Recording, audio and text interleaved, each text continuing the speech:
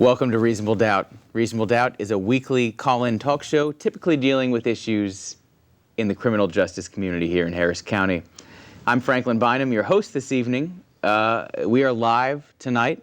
The number will flash on the screen in just a moment. And it's FRA. Hey, man. And Hey, this is 2019. And I'm here with a throwback show of two of my favorite people and friends, lawyers, advocates, judges, humans of the world.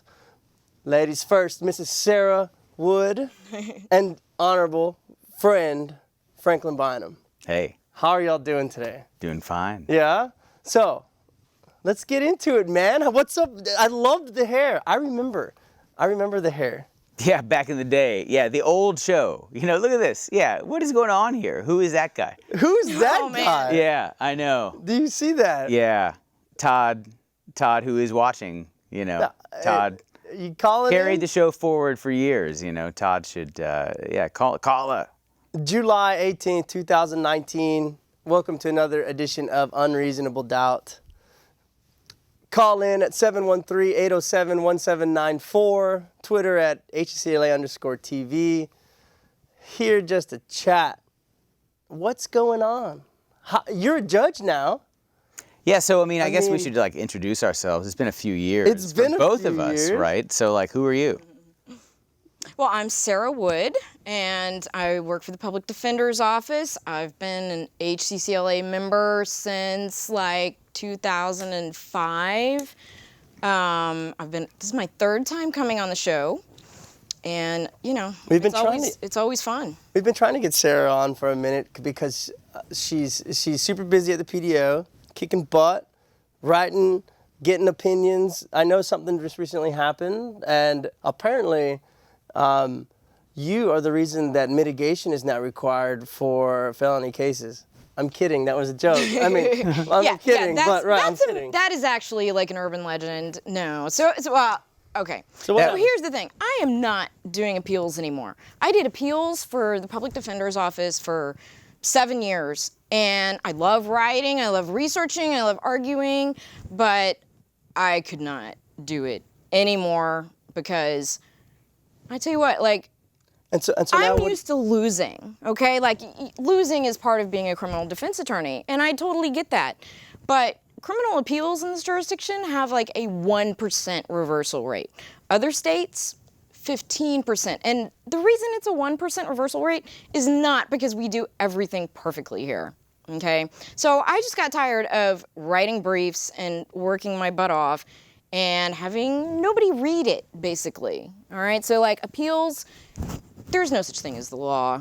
The law does not exist. And so now, if you're not doing primarily appeals, are you in the trial division? Are you administration? Are you overseeing, supervising? Where are you at now? What do you do? Well, so that's a good question. One of the great things about working at the Public Defender's Office is that the office is very flexible, and to a large degree, you get to choose your own adventure. So right now I'm mostly doing policy work. I guess my title is special counsel to the public defender.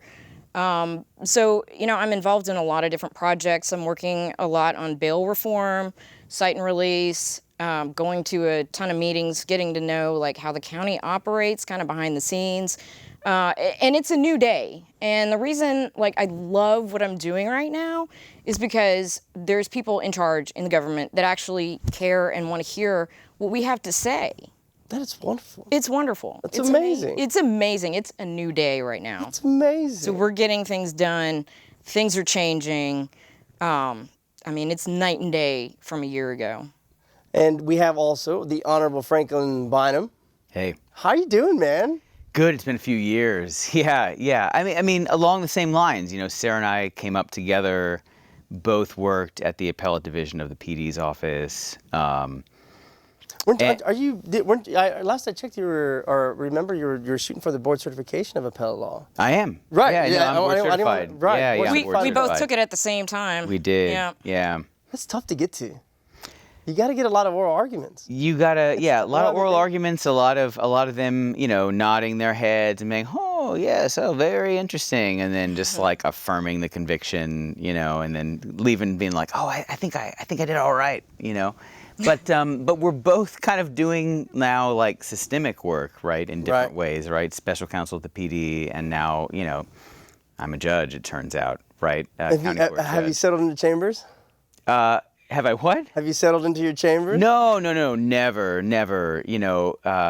My friend, I take cues.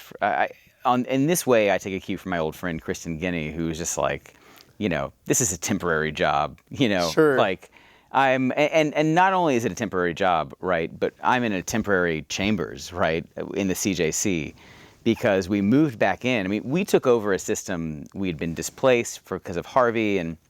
For whatever reason, I mean, everything was a mess, right? I mean, we took over. It's kind of like you take over the spaceship and it's crashing, and you're just like, where are the wires? Like, let me put some stuff together, And we're losing a lawsuit, and we're in a bad building, and and we're barreling down into the atmosphere, And that was kind of like my January, and we managed to get back into the CJC, but like temporarily.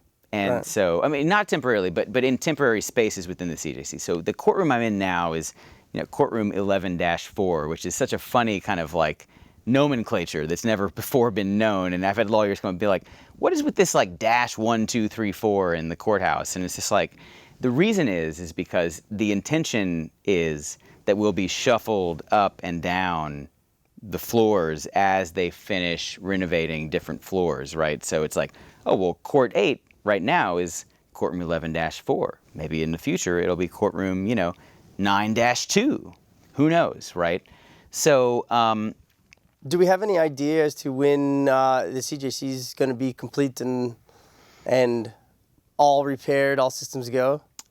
2022, they say, 2022. or so. Yeah. Wait, what year is it now? Yeah, 2022. Yeah. We have no idea. Do you know what they have to do? I mean, fix the elevators. That's one, but are there still floors that are destroyed and that aren't usable? The idea is, and for anyone who's been in the courtrooms, right, we're all familiar with the sound paneling on the sides and then the oil stains from people's heads on the sides, right? So there are a number of things that are going to happen to the courtrooms, right? They're going to raise the sound. They're going to put wood paneling down where people's heads rest because court's boring, and put the soundproofing above where heads rest, and replace some flooring and do some kind of like touching up and carpet in the back hallways and on, right? So there's Has there been any discussion regarding update as far as technology? I don't know about that, but that typically, like, that's a smaller question than the build out, Sure. I mean, it's a big question, but I certainly, like, we'll have the latest and greatest TV screens and so on in the courtrooms once they get built out. Well, in the civil building, they have for the video hookups, they have a VGA and HDMI. So it's very simple. If you have a computer, you can hook up these kind of things. However, in the CJCs, that's in the civil building, in the CJC, they just have the VGA. So you're going to have a VGA, because no laptop, or unless you're going to bring your desktop of some sorts, has a VGA to laptop connection. You have to buy a little connector. That's ancient ancient technology. Yeah, we got to fix that. I mean, the CJC is just the inferior building in so many ways. You can just look at the outside. The CJC is the Tower of Tears, and this, Tower the of civil Terror. building is with like the Palace of Cash. I don't know. So we had the HCLA board meeting at the PD's office, and it felt good to kind of just be back in there, and everybody was kind of, stretching out a little bit and getting their rooms together, and I think it felt good. One thing I did notice was a lot of new faces at the public defender's office. Yeah. It was really cool to see a lot of my friends that were previously private attorneys, and now they're in the PD's office. It was really good to see them, and it seemed like everybody was getting settled in their offices and such. How was the transition from, where were you before, and then where are you now? How was that transition? Yeah. Well, when I first started with the public defender's office and Franklin was there, we had cubicles in 1310 Prairie, which is like one of the county administration buildings. And we had 10, 20 lawyers. And, we didn't even have offices. That's when we started back in 2011. Then we moved over to the CJC. We got the 13th floor. They built it out all special for us. You know, they reserved the unlucky 13 for the defense attorneys, but hey, that's our lucky number. I like it's a great floor. It's beautiful. And so when Harvey hit, you know, which is just ridiculous that a 20-story building would somehow be flooded. So Harvey hit, demolished the building, whatever. And, you know, in my heart, I used to sometimes wish that, like, you know, the courthouse would be destroyed somehow, right? The Tower of Tears would come down. Right. But then once it happened, like, it was sad, and that was my office, and you know, it didn't really help things. But that's a whole nother story I can get back to. That was part of a miraculous confluence of events that's led to the new day today. But anyway, so Harvey hit, and they put the public defender's office over in 1301 Franklin, which was the old jail. Right. From the 80s, or no, not even the 80s. I don't know. Was that building just before y'all moved in, and now that y'all moved out, is it just empty? Like, is that space just empty? You know, DA intake is over there. There's some clerk's offices over there. What's so interesting is I mean, it bears saying, right, that, you know, we have a brand new joint processing center, which we'll talk about eventually, right?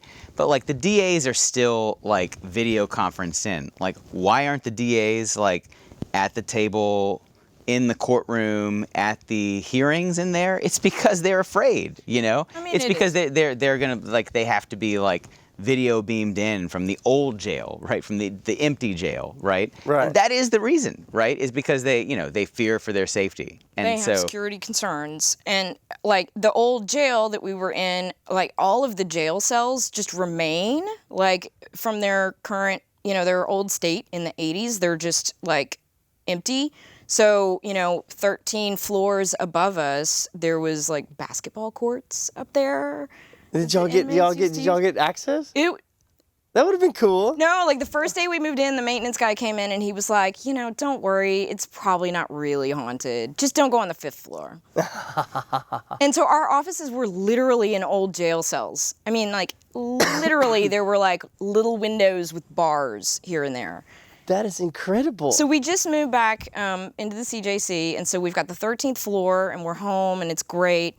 You know, and that was a year and a half. You have two floor, or like 2.5 or 1.5. Yes, or something? and so we've expanded a whole lot, and we've got half of the 12th floor. So right before Harvey hit, the DA's office had moved into half of the 12th floor. Or they were going to. They never moved in, did they? Probably not. No, they never moved in. They built out half the 12th floor, right?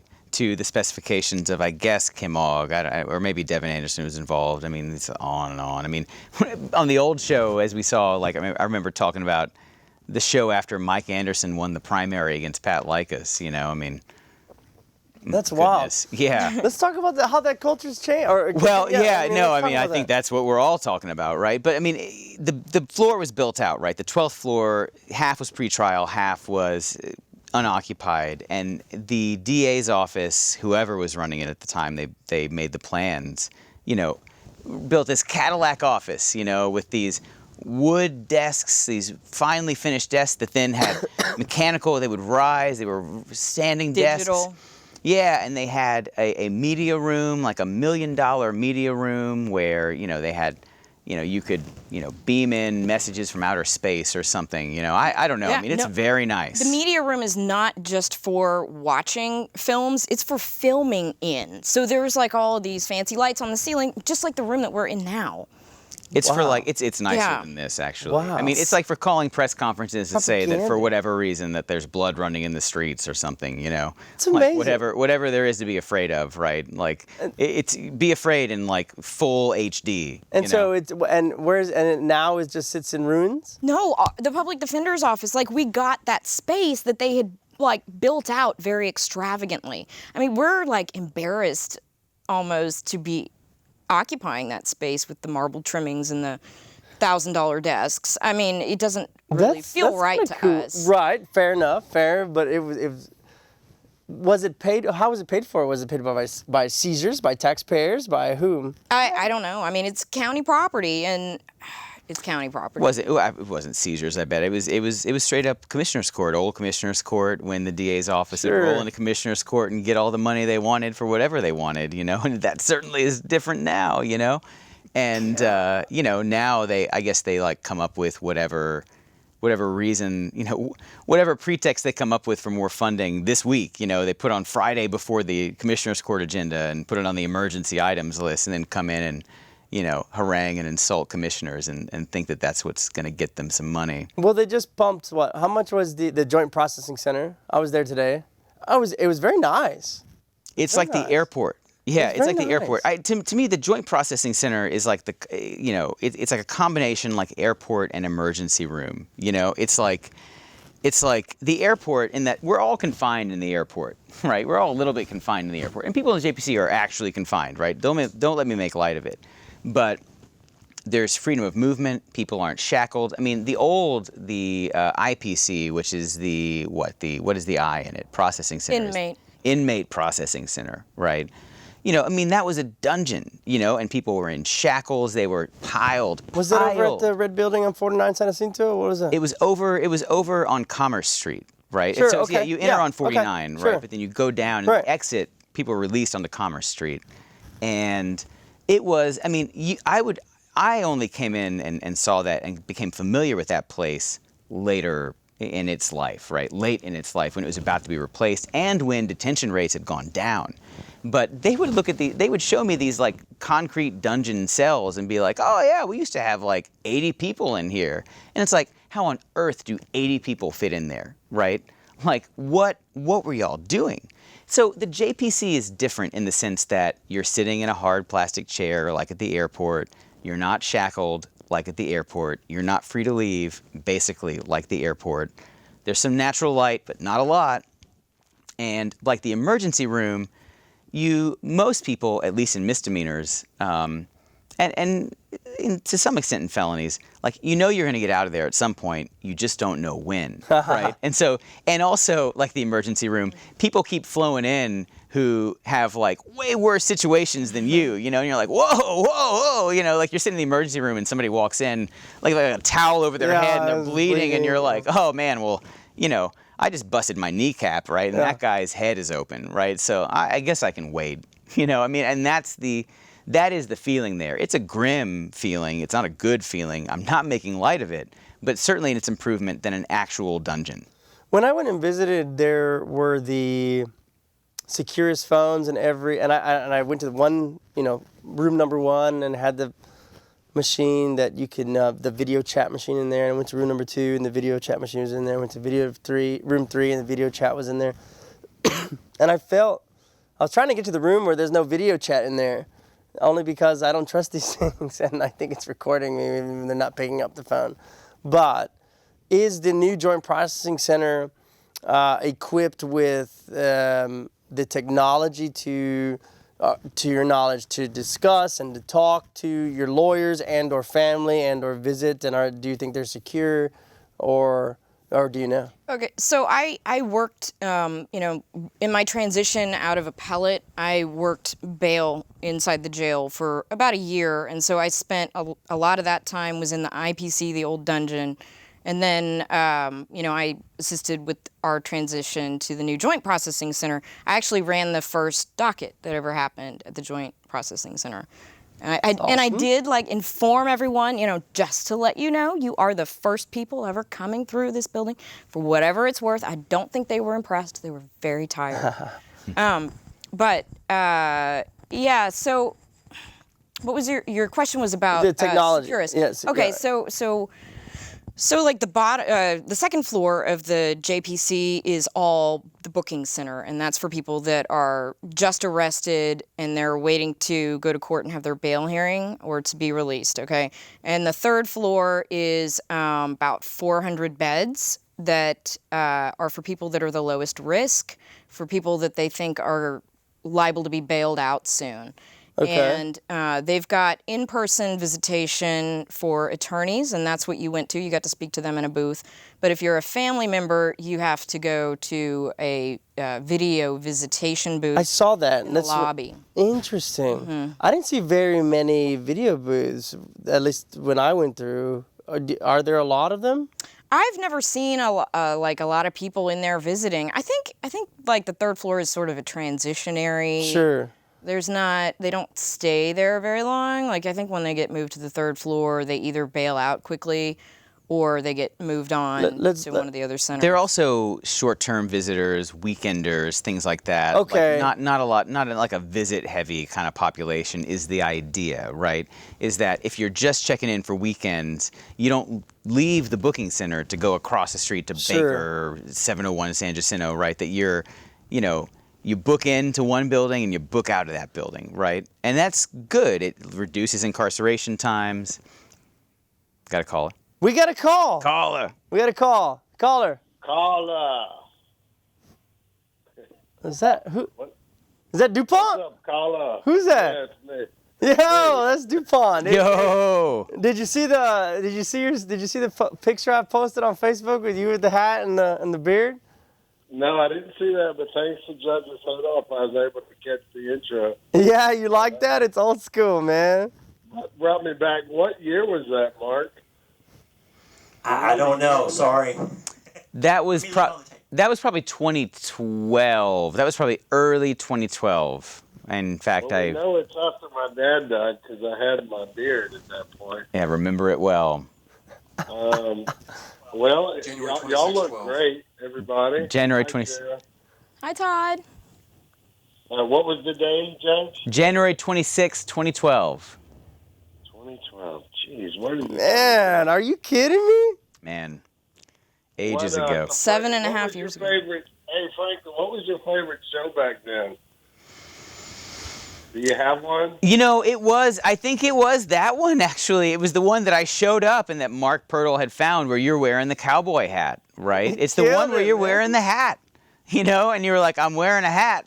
That was the best. Look at that. Look at this hat. Man. Look at that. Oh, man. Didn't you just play a clip of this for me at your house? So I have all the old Reasonable Doubts played like that. in the Amazon cloud or something, right? And I do play it. Like, if you come to my house, I'm gonna play one of a few things, right? I'm gonna play an old Reasonable Doubt.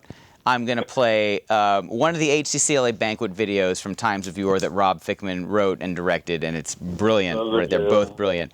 Or I'm gonna play the reality show Sisters-in-Law, right? Which, is really the flavor of the week right now. It really gives a lot of insight into where we are with the DA's office. I like to imagine that, the C-suite of the DA's office just looks a lot like the show Sisters-in-Law, or the show on this network, Truth and Justice, or what's it called? Truth and Justice with Vivian King or something. Is that still going? I don't know. Mark? I think so. yesterday. Oh, yeah. It's on my DVR. What's up with that new set, JV? The what? The new set. Well, Judge wanted the fern, so we got the fern. I don't know. Well, Tables are oppressive, man. yeah, Who needs a table? he wanted the Tesla. What's the light table for? and the lava lamp. Yeah. I think it's a palm, really. Hey, It's tropical. we're doing it's Reasonable Doubt after dark. It's a little different these days. We still have the Starbucks cups. Swim. Hey, one other question for Judge. Judge, last time I saw you, there was word that potentially we were going to get new magistrates, but that couldn't be released yet. Is that still under wraps, or has that been announced? Or Okay, so I don't know if it's under wraps or not. We do have 4 new magistrates, and I know that the 4 old magistrates are gone, right? Connie Spence is gone. She's moved on to precinct, 12 or whatever precinct, right? And many of the others have quit. There's still 2 that are on their way out that are still working. Joe Licata is still there, and Joe Wallace is still there. And I know I know it's been announced that 2 of the lawyers from the public defender's office were chosen as magistrates. Did it? Can we reveal those names? or- Yeah. Yeah, so Jen Gott I heard that. and Diana Awesome. Olvera. I didn't know about Olvera. Congratulations. That's pretty Yeah, cool. that's cool. That's really cool. They're going to do a great job. It's amazing. And I Jen, think so, too. Yeah. Jen worked, PC court inside the jail full time for, I don't know, like 2 years almost. She was all over it. She knows everything about that process. So she's going to be on top Well, of it. those are 2 great candidates. Hey, I'm gonna hang up so other people can call, but it's good to see y'all. Franklin, thank you for doing that. Oh, yeah. That's a blast from the past. Yeah, I didn't do it. Mark Pirtle did it. Thank you, Okay. Mark Pirtle. Bless you. Yeah, Mark. Hey, I appreciate. I'll come on. And there's my daughter Mo. There she is. She's on TV. Hello, my daughter is working the control room. Look at her. Nice. Yeah. Hey, I'll have a good weekend. Love you, Todd. Love you back. We'll see y'all. Hey, so if there's any other callers, 713-807-1794. Call in for the Honorable Franklin Bynum and Sarah V. Wood from the PDO's office, people and lawyers extraordinaire. So we've talked about the Joint Processing Center. I'd like to talk about how, really quick, so you said there's about 400 beds, and they're for the most, I suppose, low-risk individuals. I was wondering why the guy I was visiting there today was there and not at, the San Jacinto, 701 or Little or Big Baker. It's, without going into any details, but it's a 25 to life kind of DWI style. And he's a nice guy, and I thought that maybe he was there because he had some sort of privileges or he was working or doing something. How are they being placed there by the assessment that they get when they? It's probably not really that well. There is a veterans organized. issue. There is some preference for veterans, right? In the JPC third floor housing. I've heard that. I haven't heard that, but it could be. That could be that. I don't know, right? But I'm sure some of it is just random too. I mean, I know that a lot. It's new. So the JPC was a twinkle in the county's eye like 10 years ago. They put it on the ballot actually. I don't know how long ago that was, maybe 5 years ago, and like the people. No, it's more than that. Was it? More than that. Yeah, yeah. It was 8? 2010, I think. I think it was 20. Okay. 2010. I don't think it was 8. I think it was 10. So like people were opposed to it because we don't want to build more cells because then that would increase the arrests. You build it and they will come. Just like widening 45, right? Right. You build it, Yeah. the cars will come. Right. Right. Don't widen 45. Don't do it. Right? If you're listening, Tex Dodd and Mayor Turner and all that, like, don't widen 45. Like, nobody wants that. Build some trains, for God's sake. Anyway. So, it's an interesting moral dilemma. But they finally built it after talking about it for 10 years. And it's progressive. It's kind of amazing because it's this open seating concept. And so there are no cells. Whereas the old IPC and the booking center, it was like people crammed into like literal dungeon cells with no supervision, beating each other up. Wow. Yeah, I mean, I can't even tell you how bad it was. I have pictures that are just unbelievable. But the new place is run by this guy named Major Greg Summerlin of the Sheriff's Office. And like he has this vision of like if you treat people who are arrested like human beings, they will act like human beings. And if you put them in this, airport DMV style waiting room with televisions and seats, that they will act like people who are just waiting. And there was a lot of naysayers in the county, like, no, they're going to tear the place up. It's going to, you can't just have them all in a room. There's no cells. They're all in a big room. And like we interview them, pretrial services talks to them. It's open booths. There's no walls or anything between us. We walk into this room where there's 100, 150 people all sitting in seats, anywhere from traffic tickets to murders. And they're all the latest arrests made by whom? Made by everybody. I mean, Any county, pardon me, any agency within the county? any agency within the county brings them there. Some agencies still keep their own jails, right? I mean, I think that, like, West U PD will still take you to West U jail or something, right? Or like Jacinto City PD will still take you to Jacinto City jail. Like, we're working on improving that process, right? I mean, you're kind of the worst off in many ways, at least if you're arrested on a misdemeanor, if you're arrested by one of these agencies that maintain its own jail. I mean, these agencies, are not great jailers and should get out of the jail in business and should go straight to the JPC, but for whatever reason, there's some hangers-on. I would say well north, now that HPD is over, taking people directly from countywide to JPC, we're probably north of 80% of all bookings go direct to JPC. I'm just kind of spitballing, but... And I assume the county, whatever precinct they're the ones that are transporting the individual to the JPC. Yeah, because they all have to come to to court and have their they have to go in front of a judge, have their rights read, have probable cause found or not found by one of the magistrates, and have their bail set. And so the public defender's office represents everybody that gets arrested at these bail hearings, and it's so fascinating because you sit. So I did this for like a year or so, but you sit down and interview people who've just been arrested. I mean, like a guy arrested for aggravated assault, for beating up his girlfriend with a sledgehammer that's covered in blood, Right, or sitting next to the poor dude that just got arrested for driving with his license invalid. Right. And so they had this great vision where there's going to be natural light, and there's going to be seats, and they're going to treat them like human beings, and they're going to have TVs. Semi-private bathrooms. Yes. Very important, right? You're not shackled. You can get up and walk to the bathroom on your own, kind of like middle school. You kind of got to let the people know, hey, I'm going to the bathroom, right? Hey, I'm getting up. I'm not making any trouble. I'm just going to the bathroom, just like middle school, right? I'm taking the bone. I went to Lanier, right? You get the bone, right? And it works, If you treat people well, they act well generally. I mean, I go to the JPC all the time, and people charged with serious crimes, people charged with minor crimes, right? Sitting together in hard plastic seats, and it works, I mean. So much of the violence of the system, perpetuates more violence, right? So if you scale back the violence, right, what does it result in for the citizens of Harris County? Less violence. Well, let's talk. Let's talk about. I do have one other thing about the JPC. So they had this vision of processing people rapidly, treating them like humans, and making it a much more humane experience. And that is what's happening. And the sheriff's office is doing a great job.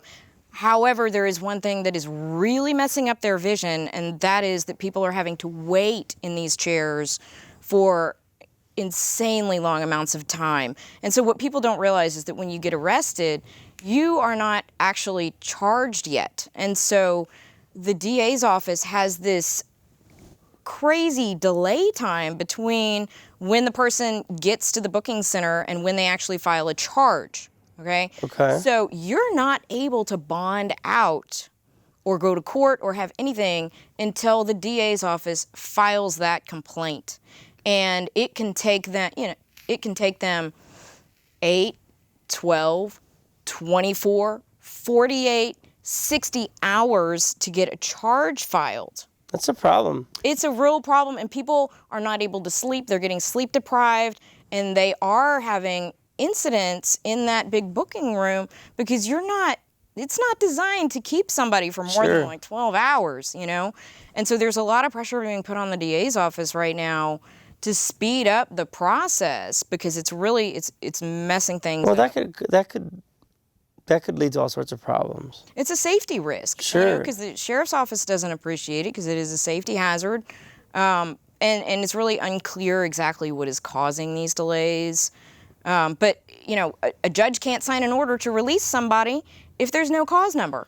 Well, there's no case created. Well, it's not so unclear, right? I mean, I think that's being somewhat diplomatic. I mean, you have police officers that will arrest someone, dump them off at the processing center, and then just go off shift without finishing their entries into their computer system, right? Which is called DIMS, right? But they'll just be So I mean, the one rap about police is that like they're in it for the overtime and they're picking up arrests for overtime, but also they're in it for, the opposite's true, that they're just dumping people off and like going off shift, and then like 8-12 hours later when they come back on, they pick back up, and when they get to it, right, they finish the all caps kind of statement that they, So, it's the problem is caring, right? I mean, nobody cares, right? The DA intake doesn't care, right? Police agencies don't care, right? They're like, what? People are sitting in plastic seats. Who cares, right? They should be happy. They have natural light, right? Yeah. I mean, this is the converse of it, right? I mean, it's like, oh, this is much better. We're treating people much better, and so like, yeah, like, who cares? And like that is the attitude through and through. And when I, as a policymaker now in the system, as Sarah as a policymaker in the system now goes to these agencies and says, why are people sitting here? Why is this happening? And they're just like, who cares? Let's talk about why people are sitting in jail. What's up with the bail lawsuit? Where are we at? I heard there's the felony courts are getting bread down their neck. What's going on with the misdemeanors? You said something about, they call it, there's like a number 9 or something in there. Where are we at and what's the status of it? Anyone? Well, Go ahead. So we took over. There was one kind of shining light. Let's say two, right? It was Daryl Jordan and then the reborn Mike Fields, right? Who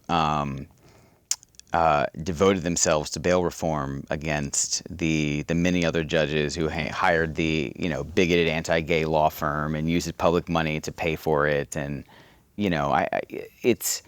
we took over, like I said, the spaceship barreling towards Earth with putting the wires together, right? And so what we did to implement bail reform is called Local Rule 9, right?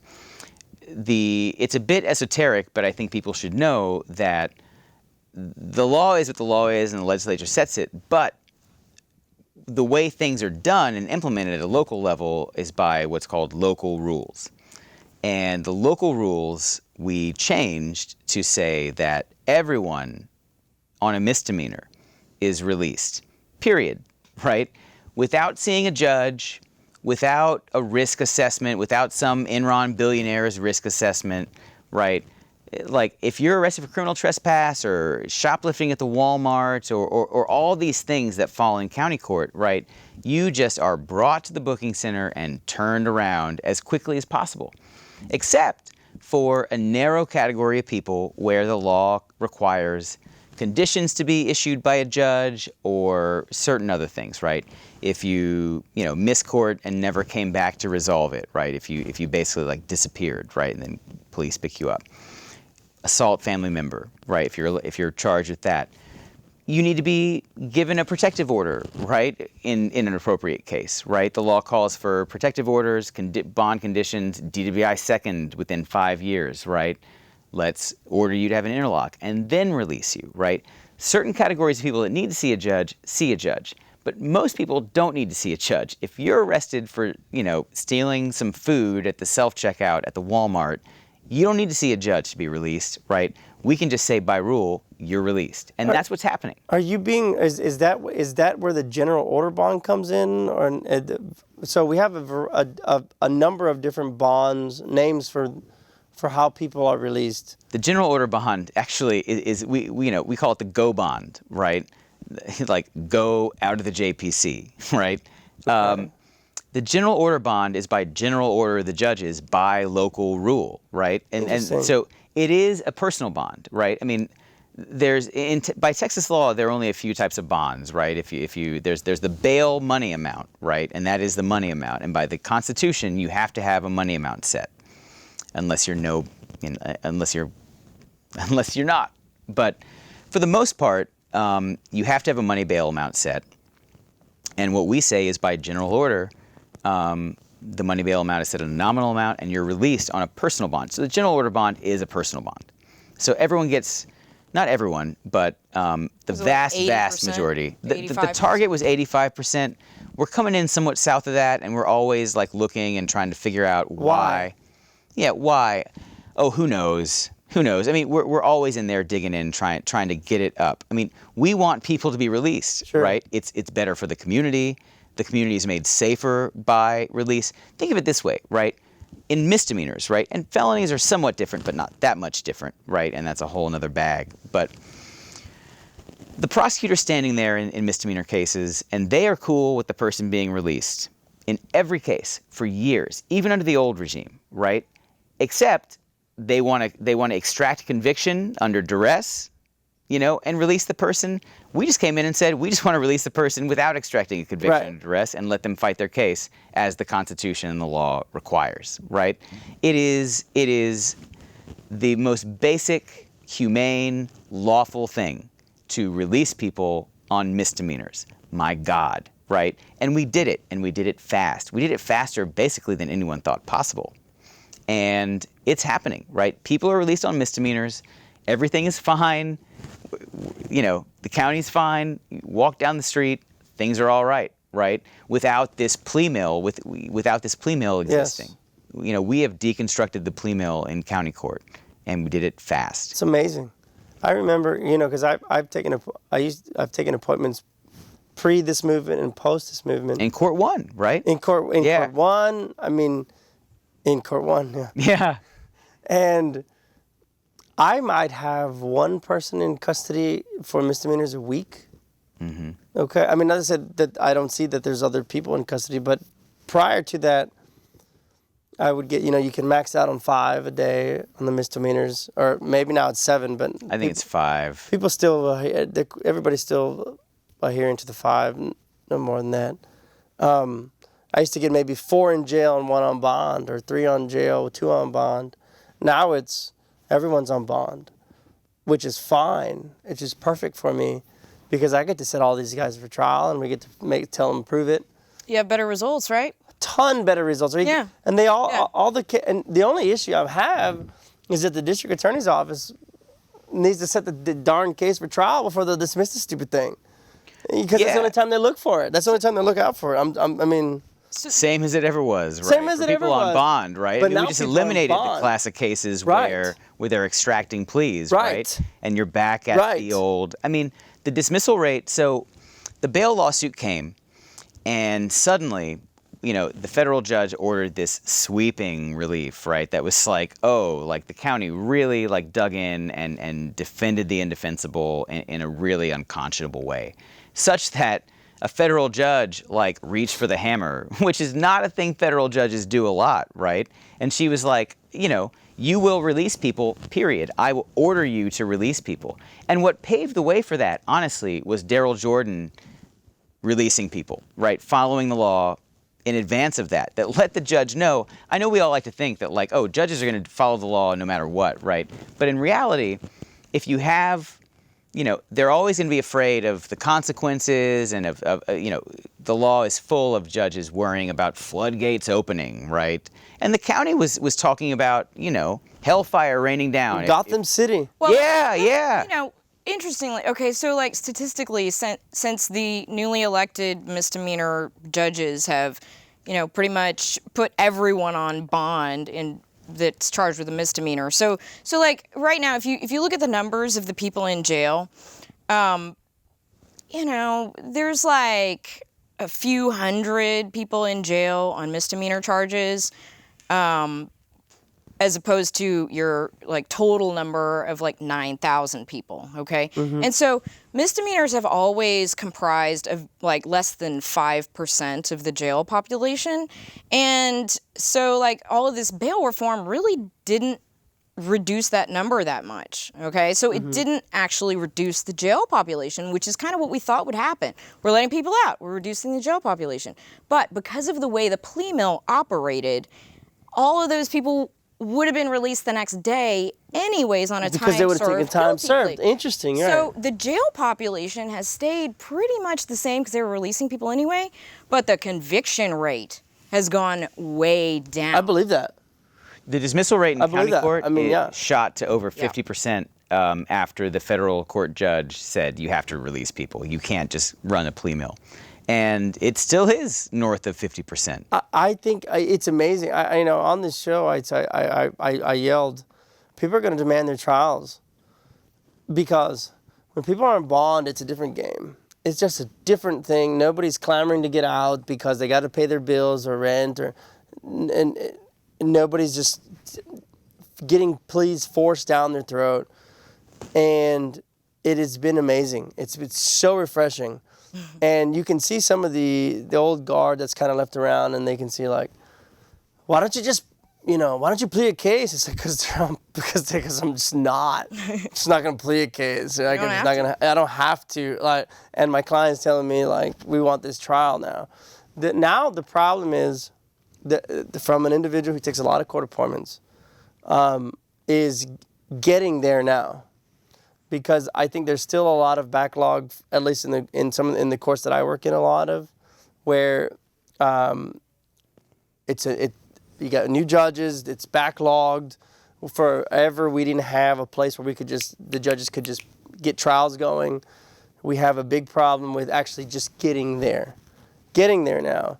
And I've seen the new wave of judges, and I'd like to see more of it, stand on their discovery orders, stand on their, look, we're not going to be continuing things.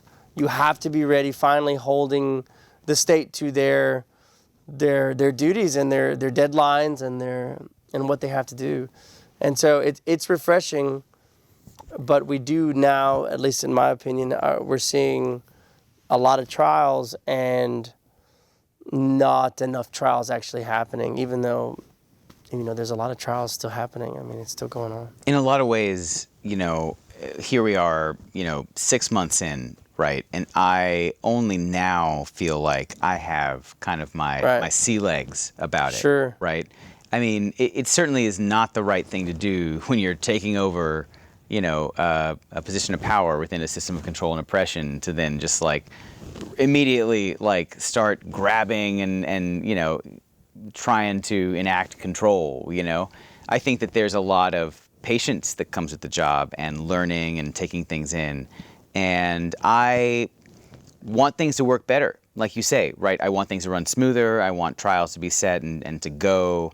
But we're all learning, right? I mean, it's a whole new world, right? And we moved buildings within those 6 months, right? So I think that we will get there, right? And you're right that the so-called clearance rate, right, of cases, right, is down, right? In the sense that, we're not chaining people to chairs if they're 15 minutes late and extracting pleas, right? Because it wasn't the plea mill. At least they're on bond now. Right. I mean, but even when people were on bond before, the plea mill still existed, right? It was just like an open air cage, right? Where if they were 5 minutes late because they load the docket up and they stuff people into a building they can't take it, and then it's just oh, well, you're late. You can take a deferred today. I mean, it was the old system was outrageous. And the thing is, isn't it amazing that 6 months in, that's a distant memory, right? That's incredible. It's amazing. It is like the Twilight Zone here in Houston. It's incredible. When it first really hit me, back in January, Trump is on the news and the federal government, everything is going crazy. And then I walk into court and Franklin's on the bench doing a jail docket. And I'd never seen, we've been friends for a long time, but I hadn't seen him actually being a judge yet. And I walk in and they're bringing this woman in front of him who's in custody, and she's wearing orange, and they're going to do a plea. She's going to plead guilty. And to get out. Plead guilty to get out. Yeah. And Judge Bynum looked at her and said, Franklin's fine. Ma'am, you do not have to plead guilty to get out of jail. You're entitled to a bail that you can afford. Do you want me to give you a personal bond? And she started crying. It's amazing. It's amazing. It can change so fast with just a little caring, And the old way is over. It's so funny to me. I hear the probable cause statements on some of these cases, right? And it's how on earth for years did people rubber stamp this trash, right? That is obvious trash, right? Like, it is not lawful to detain this person for this. It is not, right? Read the Constitution, read the law, right? There is in no universe where you are being fair is there probable cause in this case. But for years there was. And it's so simple and it's so easy just to say no, right? No, you don't get to do this, right? There is no probable cause for this, right? You know, if you want to go back to the drawing board and do better and develop the case more power to you, right? Yeah. That's our system. Do some police work. Yeah, but it takes a lot of guts to do the right thing. So let's talk about some of the things that So you've been a trailblazer. You ran for judge. You've been in the news talking about some radical ideas, which quite frankly are just reasonable ideas, but radical in the sense of like doing the right thing. Yeah. What are some of the things that you see on the that are the biggest things that are facing maybe the system, the justice system currently, and some of your visions or ideas? We have about 7 or 8 minutes, so we have time. But how about like pick one or two of them and we can talk. Sure, we'll have time to spare. What are the problems? The problems are we continue to spend so much money on police and prosecutors and to deploy them against social problems, as opposed to deploying our resources to actually solving social problems, right? Giving people housing, giving people health care. Instead, we, no problem. And the analog in the big scale of things is just like there's plenty of money to go to war with whoever, right. Flavor of the week, right? But there's no money for health care, right? There's plenty of money to arrest people, to jail them, to build new prisons and jails, but there's no money to give people housing, even though it's cheaper and better for everyone if we do, right? And the streets aren't on fire because they're just not, and they won't be. So that's the biggest, changing a culture, I think, is the biggest problem, and that takes time. What are you from your own personal opinion, is also in the public defender's office? What do you think? Where do you see it going? What do you see the biggest challenges that the public defender's office faces, as far as, or what are the biggest goals or things that you see that the public defender's office would like to accomplish, or things that are important to focus on? Well, we're rapidly expanding right now. Our budget this year was almost doubled. So we're going to end up having 100 employees. Wow. By next spring, I think. So that is a challenge in itself, learning how to manage that many people. And the beauty of our office is that we hire really good people who, believe in doing right for their clients. And so there's not a lot of micromanagement. We feel like if the attorneys really care about their clients, they're going to spend as much time doing the right thing, that they need to. It's a challenge. What do you think in Harris County in the next 5 years is the biggest thing that's coming our way? I mean, I'll throw it out there. I think the MAC, the Managed Assigned Councils, is a big idea. The MAC. There's 3 minutes left. MAC, go. What is the MAC? Yeah, what? Return of the Mac. They're gonna Mad Max. Well, Yeah. we could spend an entire show discussing what the pros and cons are about a MAC. It's very interesting. The Managed Assigned Council, and if you're open next week, y'all could come talk about what's going on and what's happening. We haven't even talked about cite and release. That's another I know. big thing Well, that's going we're on going right to talk now. about some of the things about money regarding government programs, what the prosecutor's office is doing.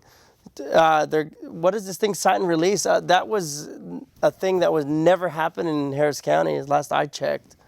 But it's happening, cite and release. The put it on. I mean, that was a huge priority of mine coming in. Right, was that the legislature authorized that certain categories of like minor offenses that you could write a ticket instead of arresting and booking and bringing to the booking center and going through the whole JPC rigmarole. And it was even pre-JP, the IPC dungeon rigmarole, right?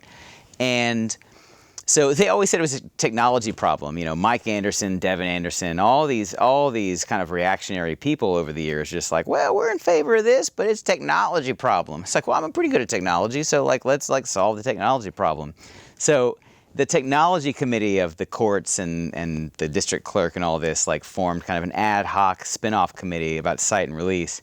And it was really, it's really funny. And you know, this is probably something of a teaser to somewhat later conversation, but to put it on a bumper sticker, the cite and release committee is doing good work. We are going to get there, but it started out as like people with stars on their shoulders from police agencies across the city, particularly HPD, coming in and saying that they didn't know how to write a ticket, that they'd never heard of such a thing. That's just like, what do you mean?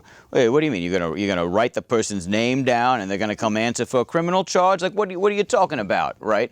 Like, how do you know it's the same person? You know, we gotta, you know, we have to. It's like, what? Don't you do this all the time, right? For criminal offenses, for traffic offenses. And it's just like, you know, whoosh, no, they don't know what we're talking about. What are the parameters, the general parameters for cite and release? Is it for misdemeanors, not yeah, violent? misdemeanor, so like Class B shoplifting, you know, self-checkout at Walmart, you know, you can just like step out of the Walmart and give them a ticket as opposed to putting them in cuffs, driving them downtown, right? Graffiti is one. I love that one, right? That's cool. You get busted for graffiti. Yeah. Yeah. So, you know, the legislature gave us a list, right? And what I love is talking about like the old days when we were talking about like the Mike Anderson primary. Like everyone loves to talk about like, well, the legislature gives us the law and we follow the law here. Well, the legislature gave us a law saying write tickets for these things, and Harris County never did it. So we show up saying, let's write tickets for this, and it's like, oh, hey, whoa, what are you talking about? That's crazy, right? So like, we're just trying to follow the law in the books. And the law in the books is that these offenses are eligible for and should receive tickets and not be booked. And so we're working on it. It is going to happen. I promise it will happen. Here, look at the camera. I promise it will happen. No new taxes. No, yeah, read my lips. So, read my lips. Cite and release will happen. That's amazing, cite and release.